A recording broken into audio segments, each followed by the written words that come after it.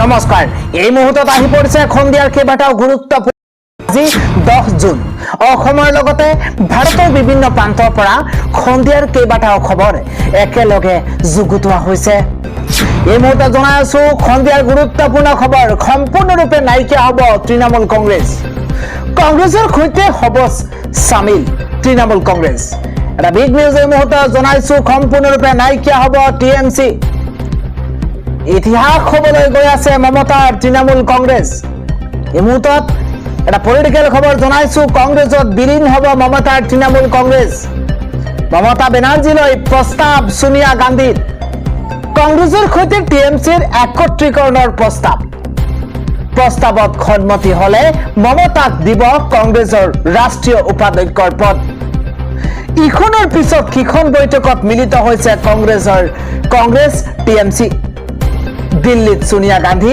ৰাহুল গান্ধীক সাক্ষাৎ কৰিছে মমতা বেনাৰ্জী অভিষেকে ইতিমধ্যে আনুষ্ঠানিকভাৱে কংগ্ৰেছত যোগদান কৰিছে টিএমসিৰ সাংসদ চাইনী ঘোষে মহিলা কংগ্ৰেছৰ শীৰ্ষ নেতৃত্বত মহিলা কংগ্ৰেছৰ শীৰ্ষ দায়িত্বত থাকিব চাইনী ঘোষ সম্পূৰ্ণৰূপে নাইকিয়া হ'ব টিএমসি জনাইছো পৰৱৰ্তী খবৰ বৰাকত সিন্ডিকেট কৰিলেহে মন্ত্ৰিত্ব পাব গৰু সিন্ডিকেট আৰু কৰিব লাগে বিধানসভাৰ কেলেংকাৰী আৰু কৰিব লাগে চৰকাৰৰ মন্ত্ৰী তালিকাত এয়া স্পষ্টকৈ পাইছে এই মন্তব্য কৰিছে গৌৰৱ গগৈয়ে কৈছে যে বৰাকত সিন্ডিকেট কৰিলেহে মন্ত্ৰিত্ব পাব গৰু সিন্ডিকেট আৰু কৰিব লাগে বিধানসভাৰ কেলেংকাৰী আৰু কৰিব লাগে চৰকাৰৰ মন্ত্ৰী তালিকাত এয়া স্পষ্টকৈ পাইছে আন এটা খবৰ গৰুক ৰাষ্ট্ৰীয় পশু ঘোষণা কৰাৰ দাবীৰে নাগপুৰত মুছলমান সমাজৰ ৰাজপথত গৰুক লৈ প্ৰতিবাদ দাবী জনাইছে গো হত্যা দাবী জনালে গো হত্যা সম্পূৰ্ণৰূপে বন্ধ কৰাৰ দাবী জনোৱা হৈছে আৰু গৰুক ৰাষ্ট্ৰীয় পশুৰ ঘোষণা কৰাৰ দাবীৰে নাগপুৰত মুছলমান সমাজৰ ৰাজপথত গৰুলৈ প্ৰতিবাদ সাব্যস্ত কৰা পৰিলক্ষিত হৈছে এটা খবৰ হৈছে ক্ষমতা যোৱাৰ পাছতেই এইবাৰ লেইলেই চেই অৱস্থা হৈছে তৃণমূলৰ নেতা কৰ্মীসকলৰ এইবাৰ এই দৃশ্য চাওক মমতা চৰকাৰৰ দিনৰ তথাপি এগৰাকী মন্ত্ৰী উজ্জ্বল বিশ্বাসক কণীৰে আক্ৰমণ কৰা হৈছে এইদৰে কণীৰে আক্ৰমণ কৰা হৈছে ক্ষমতা যোৱাৰ পাছতে লেইলেই চেই অৱস্থা হৈছে তৃণমূলৰ নেতা মন্ত্ৰীসকলৰ আন এটা খবৰ ৰাজ্যত পুনৰ হ'ব শিক্ষকৰ নিযুক্তি প্ৰক্ৰিয়া কম সময়ৰ ভিতৰতেই প্ৰকাশ পাব শিক্ষক নিযুক্তিৰ বিজ্ঞাপন এই কথা ঘোষণা কৰিছে শিক্ষামন্ত্ৰী ৰানুজ পেগুৱে পৰৱৰ্তী খবৰ হিমন্ত বিশ্ব শৰ্মাই অসমৰ ৰাজকোষ খালী কৰি দিছে আৰু তেওঁ নিজৰ ড্ৰয়িং ৰুমৰ বাকচটো ভৰাইছে সুস্মিতা দেৱে আজি শৰণাপন্ন হল হিমন্ত বিশ্ব শৰ্মাৰ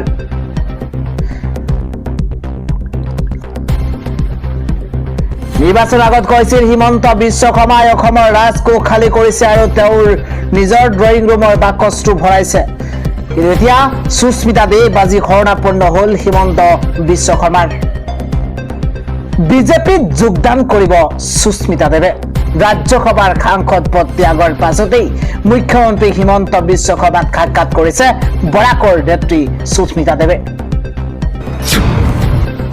জনাইছো আজিৰ সন্ধিয়াৰ পৰৱৰ্তী খবৰ ভাৰত বাংলাদেশ সীমান্তত এক উত্তপ্ত পৰিস্থিতিৰ সৃষ্টি হৈছে পুছবেক কৰা বাংলাদেশী ঘূৰাই নলয় বাংলাদেশে এটা ব্ৰেকিং এই মুহূৰ্তত জনাইছো ভাৰত বাংলাদেশ সীমান্তত এক উত্তপ্ত পৰিস্থিতিৰ সৃষ্টি হৈছে পুছবেক কৰা বাংলাদেশী ঘূৰাই নলয় বাংলাদেশে পুছবেক কৰা বাংলাদেশী ঘূৰাই নলয় সীমান্তত আবদ্ধ ভাৰতলৈ অহা বাংলাদেশী নাগৰিক অবৈধভাৱে সীমান্ত অতিক্ৰম কৰি প্ৰৱেশ কৰিছিল ভাৰতত বিএছএফ আটক কৰিছিল উভতাই পঠিয়াই বাংলাদেশলৈ কিন্তু বাংলাদেশ সীমান্তৰক্ষী বাহিনীয়ে প্ৰৱেশ কৰিব নিদিয়ে বাংলাদেশত লোকজনে নিজেই স্বীকাৰ কৰিছে বাংলাদেশী বুলি লোকজনক উভতাই পঠিয়াবলৈ গৈ সীমান্তত সৃষ্টি হৈছে উত্তেজনা ভাৰত বাংলাদেশ সীমান্তত উত্তপ্ত পৰিস্থিতিৰ সৃষ্টি হৈছে।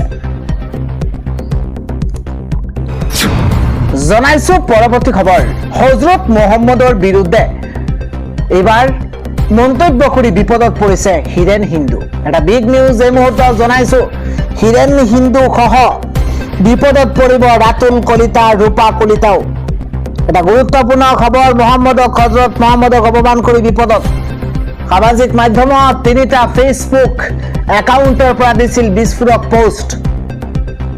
ঘটনা সন্দৰ্ভত কঠোৰ স্থিতি উলেমা কাউন্সিলৰ। বিশ্বনাথ সদৰ থানাত দাখিল কৰা হৈছে এজাহাৰ।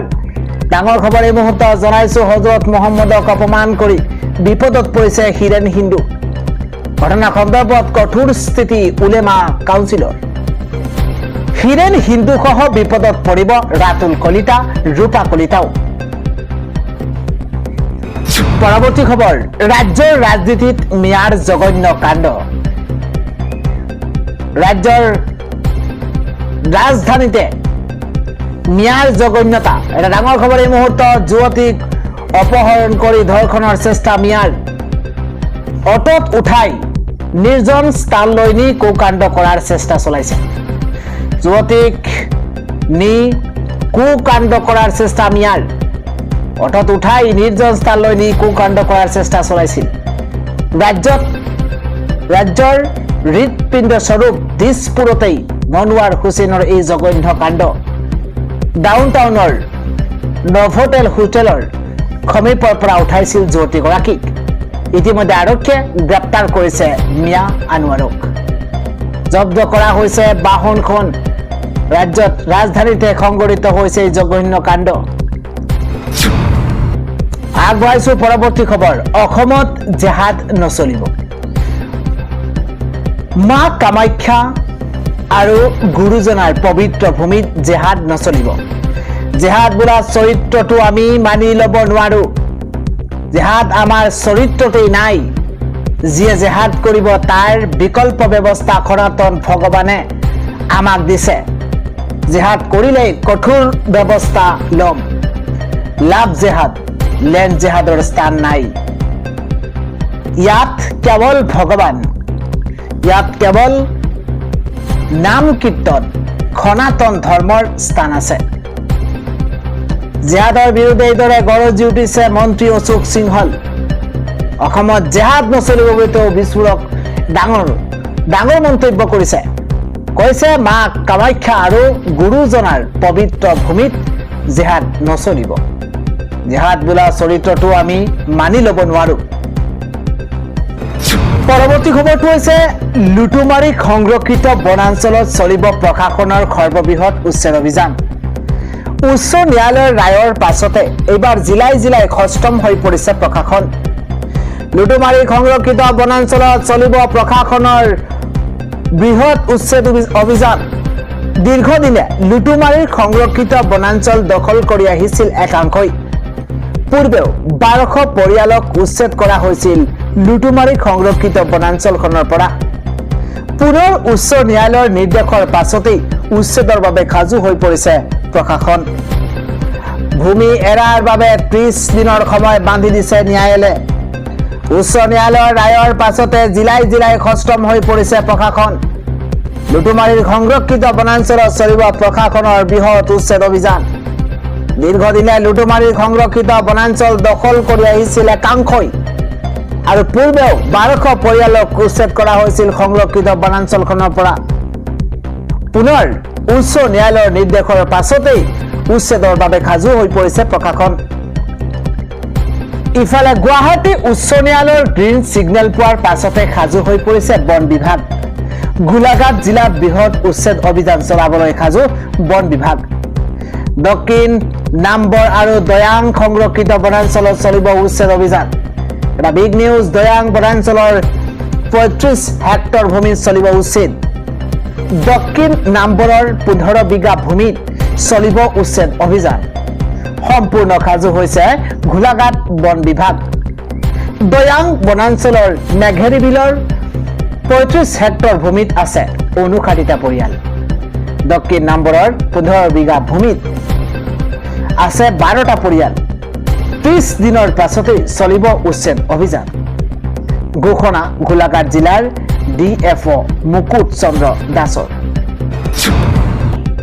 আগবাঢ়িছো আন এটা খবৰ কপি উঠিছে মধ্যপ্ৰাচ্য আমেৰিকাক টাৰ্গেট কৰি ভয়ংকৰ আক্ৰমণ ইৰাণৰ এই মুহূৰ্তত এটা আন্তঃৰাষ্ট্ৰীয় খবৰ জনাইছো হৰমুজত আৰম্ভ হৈছে মহাযুদ্ধ এইবাৰ আমেৰিকাক আক্ৰমণ ইৰাণৰ এটা বিগ নিউজ আমেৰিকাৰ আক্ৰমণৰ পাছতেই প্ৰত্যাক্ৰমণ এইবাৰ ইৰাণৰ আক্ৰমণ প্ৰত্যাক্ৰমণত কপি উঠিছে মধ্যপ্ৰাচ্য এটা বিগ ব্ৰেকিং নিউজ আমেৰিকাৰ সামৰিক ঘাটিত মিছাইল আৰু ড্ৰোন আক্ৰমণ ইৰাণৰ গুৰুত্বপূৰ্ণ খবৰ বাহৰেইন কুৱেইট জৰ্ডানত থকা আমেৰিকান ঘাটিত আক্ৰমণ চলোৱা হৈছে ড্ৰোন আৰু 4টাকৈ বেলিষ্টিক মিছাইলেৰে আক্ৰমণ কৰাৰ দাবী জনাইছে ইৰাণে আমেৰিকাৰ সেনাৰ ঘাটিত আক্ৰমণ ইৰাণৰ সক্ৰিয় কৰি তোলা হৈছে এয়াৰ ডিফেন্স সিস্টেম বাহৰেইনত থকা আমেৰিকাৰ নৌসেনাৰ ঘাটিত আক্ৰমণ চলোৱা হৈছে আটাইতকৈ বেছি আক্ৰমণ কৰা হৈছে নৌসেনাৰ ঘাটিত ইয়াৰে এটা মিছাইল সেনাৰ ঘাটিত টাৰ্গেট কৰাৰ দাবী ইৰাণৰ 16টাতকৈও অধিক বিস্ফোৰণৰ শব্দ শুনিবলৈ পোৱা গ'ল বাহৰেইনত এই আক্ৰমণৰ পাছতে সমগ্ৰ বাহৰেইনত আজি বাজি উঠিছে যুদ্ধৰ চাইৰেন সকলোকে এলাৰ্ট হৈ থকাৰ আহ্বান জনাইছে প্ৰশাসনে যিকোনো পৰিস্থিতিৰে মোকাবিলা কৰিবলৈ সাজু থকাৰ আহ্বান কুৱেইটৰো আলি অল সেলেম এয়াৰবেছতো আক্ৰমণ ভয়ংকৰ আক্ৰমণ কৰা হৈছে জৰ্ডানত 5টাকৈ মিছাইলেৰে আক্ৰমণ কুৱেইটৰ বায়ু সেনাৰ ঘাটিত আক্ৰমণ বাহৰেইন কুৱেইট জৰ্ডানত থকা আমেৰিকাৰ ঘাটিত চলোৱা হৈছে আক্ৰমণ আগবাঢ়িছো আন এটা খবৰ অভিনন্দন জনোৱা হৈছে প্ৰধানমন্ত্ৰী নৰেন্দ্ৰ মোদীক অভিলেখ সৃষ্টি কৰিছে প্ৰধানমন্ত্ৰী নৰেন্দ্ৰ মোদীয়ে এই মুহূৰ্তত দিনটোৰ ভাল খবৰ জৱাহৰলাল নেহৰুৰ 6 দশকৰ অভিলেখ ভংগ কৰিছে প্ৰধানমন্ত্ৰী নৰেন্দ্ৰ মোদীয়ে দেশৰ আটাইতকৈ দীঘলীয়া কাৰ্যকালৰ প্ৰধানমন্ত্ৰী হিচাপে অভিলেখ সৃষ্টি কৰিছে প্ৰধানমন্ত্ৰী নৰেন্দ্ৰ মোদীয়ে 62 বছৰৰ পুৰণি ইতিহাস এতিয়া ভংগ কৰিছে মোদীয়ে ভাৰতৰ ইতিহাসত দীঘলীয়া সময়ৰ বাবে প্ৰধানমন্ত্ৰী হিচাপে পৰিগণিত অভিনন্দন প্ৰধানমন্ত্ৰী নৰেন্দ্ৰ মোদী বিশ্ববাসীৰ শুভেচ্ছা প্ৰধানমন্ত্ৰী নৰেন্দ্ৰ মোদীলৈ আপুনি জনাওক প্ৰধানমন্ত্ৰীগৰাকীক শুভেচ্ছা 2014 চনৰ 26 মেত প্ৰধানমন্ত্ৰী নৰেন্দ্ৰ মোদীয়ে প্ৰথমবাৰৰ বাবে প্ৰধানমন্ত্ৰী হিচাপে শপত লৈছিল একেৰাহে 3বাৰকৈ নিৰ্বাচনত জয়লাভ কৰি নিজৰ শাসনকাল অব্যাহত ৰাখিছে মোদীৰ কাৰ্যকালৰ 4399 দিন সম্পূৰ্ণ হৈছে জৱাহৰলাল নেহৰু একেৰাহে 4398 দিন প্ৰধানমন্ত্ৰী আছিল অভিলেখ সৃষ্টি কৰিছে প্ৰধানমন্ত্ৰী নৰেন্দ্ৰ মোদীয়ে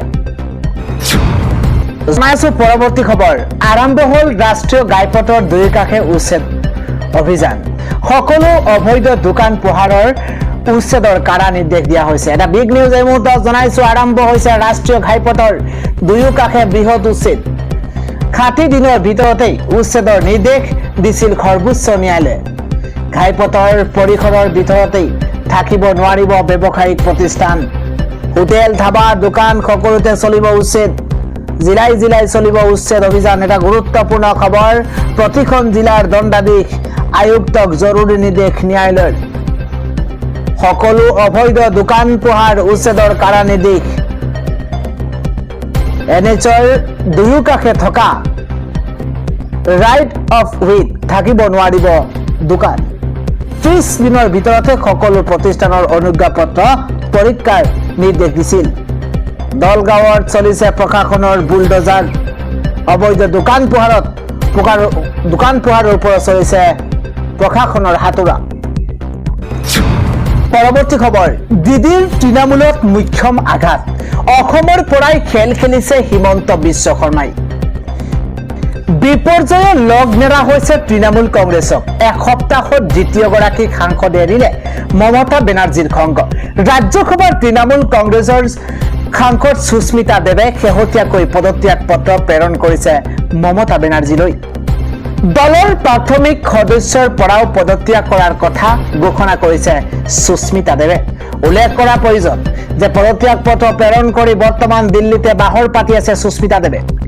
অচিৰেই বিজেপিত যোগদান কৰাৰ সম্ভাৱনা আছে সুস্মিতাৰ। দিল্লীত অসমৰ মুখ্যমন্ত্ৰীক সাক্ষাৎ কৰাৰ পাছতেই বিজেপিত আনুষ্ঠানিকভাৱে যোগদান কৰিব সুস্মিতাই। ৰাজনৈতিক মহলত চলা চৰ্চা অনুসৰি অসমৰ মুখ্যমন্ত্ৰীৰ সৈতে গোপন আলোচনাত মিলিত হোৱাৰ পাছতেই সুস্মিতা দেৱে গ্ৰহণ কৰিছে এই সিদ্ধান্ত। ৰাজ্যসভাৰ সাংসদ পদ ত্যাগ কৰি অহা সুস্মিতাক সন্মানজনক সংস্থাপন দিয়াৰ কথাও চৰ্চা চলিছে। এতিয়া সময়মতেহে পৰিলক্ষিত হ'ব তৃণমূলৰ সাংসদগৰাকীক কিদৰে সংস্থাপিত কৰে বিজেপিয়ে। উল্লেখযোগ্য যে এসপ্তাহ পূৰ্বে দল এৰিছিল তৃণমূলৰ ৰাজ্যসভাৰ সাংসদ সুখেন্দু অধিকাৰীয়ে। ইফালে সুস্মিতাৰ পাছত মমতাৰ খংগ এৰিব চেয়াৰমান আলীয়ে। সুস্মিতা দেৱৰ পাছত তৃণমূল কংগ্ৰেছ এৰাৰ সিদ্ধান্ত প্ৰায় চূড়ান্ত কৰিছে অসমৰ একমাত্ৰ তৃণমূল কংগ্ৰেছৰ বিধায়ক চেয়াৰমান আলীয়ে। মন্দিয়া সমষ্টিৰ পৰা 2026ৰ শেহতীয়া বিধানসভা নিৰ্বাচনত জয়ী হৈ অহা বিধায়কগৰাকীয়ে অৱশ্য শাসকীয় বিজেপি দলত যোগদান কৰাৰ সম্ভাৱনা নাই। ইয়াৰ বিপৰীতে তেওঁ ৰাইজৰ দলত যোগদান কৰাৰ সম্ভাৱনা আছে বুলি তেওঁই এক ঘনিষ্ঠ সূত্ৰত প্ৰকাশ পাইছে। উল্লেখযোগ্য যে বিধানসভাৰ শেহতীয়া নিৰ্বাচনৰ পূৰ্বে তেওঁ ৰাইজৰ দলত যোগদান কৰিছিল। মন্দিয়া সমষ্টিৰ পৰা ৰাইজৰ দলৰ প্ৰাৰ্থী স্বৰূপে তেওঁ প্ৰতিদ্বন্দ্বিতা কৰাৰ কথা আছিল যদিও কংগ্ৰেছৰ সৈতে হোৱা ৰাইজৰ দলৰ মিত্ৰতাৰ ফলত তেওঁ টিকটৰ পৰা বঞ্চিত হৈছিল। শেষ মুহূৰ্তত তেওঁ তৃণমূল কংগ্ৰেছত যোগদান কৰি মন্দিয়াৰ পৰা নিৰ্বাচিত হৈ আছে। পশ্চিমবংগত মমতা বেনাৰ্জীৰ পতনৰ পাছত সৃষ্টি হোৱা শেহতীয়া পৰিস্থিতিৰ প্ৰতি লক্ষ্য ৰাখি চেয়াৰমান আলীয়ে ৰাইজৰ দলত যোগদান কৰাৰ সিদ্ধান্ত লৈছে বুলি জানিব পৰা গৈছে। ৰাইজৰ দলে অৱশ্য এই ক্ষেত্ৰত কোনো আনুষ্ঠানিক নিশ্চয়তা প্ৰদান কৰা নাই, কিন্তু চেয়াৰমান আলীৰ ঘনিষ্ঠ সূত্ৰই তেওঁ তৃণমূল কংগ্ৰেছ এৰাটো প্ৰায় নিশ্চিত কৰিছে। মাতৃৰ বিয়োগৰ বাবে এইকেইদিন ব্যস্ত থকা অখিল গগৈৰ সৈতে এই সন্দৰ্ভত আলোচনা সম্ভৱ হোৱা নাই যদিও অচিৰেই এই সিদ্ধান্ত অখিল গগৈৰ চূড়ান্ত চিলমোহৰ মৰাৰ সম্ভাৱনা আছে। পশ্চিমবংগত মমতা বেনাৰ্জীৰ পতনৰ পাছত সৃষ্টি হোৱা শেহতীয়া পৰিস্থিতিৰ প্ৰতি লক্ষ্য ৰাখি চেয়াৰমান আলীয়ে ৰাইজৰ দলত যোগদান কৰাৰ সিদ্ধান্ত লৈছে বুলি ইতিমধ্যে জানিব পৰা গৈছে। ৰাইজৰ দলে অৱশ্য এই ক্ষেত্ৰত কোনো এতিয়ালৈকে আনুষ্ঠানিক নিশ্চয়তা প্ৰদান কৰা নাই, কিন্তু চেয়াৰমান আলীৰ ঘনিষ্ঠ এক সূত্ৰই তেওঁ চেয়াৰমান আলীয়ে তৃণমূল কংগ্ৰেছ এৰাটো প্ৰায় নিশ্চিত কৰিছে।